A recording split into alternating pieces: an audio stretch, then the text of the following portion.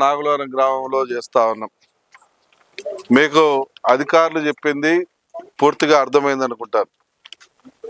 మనకు agriculture department వాళ్ళు కావచ్చు, హార్టికల్చర్ డిపార్ట్మెంట్ వాళ్ళు కావచ్చు, వీళ్ళు రాబో కాలంలో ఏమేమి చేయబోతా ఉన్నాం, ఏ రకంగా మీకు సహాయ సహకారాలు అందించబోతా ఉన్నాం, రైతు ఏ రకంగా బాగుపడాలి అనే దానికి అనేక మార్గదర్శకాలను ఎతికి ఈరోజు చంద్రబాబు గారి నాయకత్వంలో, ఆయన ఆధ్వర్యంలో ఈ రకమైనటువంటి కార్యాచరణకి రూపకల్పన చేయడం జరిగింది.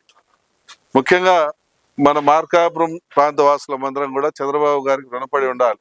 ఎందుకంటే నిన్ననే మన మార్కాపురంకి జిల్లా అనౌన్స్ చేశారు. మన ప్రాంతం ప్రజల యొక్క చిరకాల కోరిక అయినటువంటి ఈ జిల్లాని ఆయన గతంలో మార్కాపురం వచ్చి ఆయన జన్మదినం రోజున నేను జిల్లా ఇస్తాను, మీకు న్యాయం చేస్తానని ఏ మాట అయితే చెప్పాడో ఆ మాట కట్టుబడి 1.5 సంవత్సర కాలంలోనే ఈరోజు మనకు ఆ నిర్ణయం అనేది రావటం జరిగింది. మనందరి తరఫున, మార్కాపురం నియోజకవర్గంలో ఉన్నటువంటి ప్రతి ఒక్క రైతు తరఫున ఆయనకు హృదయపూర్వకంగా అభినందన తెలియజేయాలా. జీవితాంతం ఆయనకు ఆయన కుటుంబానికి మనం రుణపడి ఉండాలి. ఎందుకంటే 60 సంవత్సరాల నుంచి వెనుకబాటుతనంతో అల్లాడుతున్నటువంటి మనల్ని, మన కష్టాలను కానీ మన ఇబ్బందులను కానీ గుర్తించిన వాళ్ళు లేరు.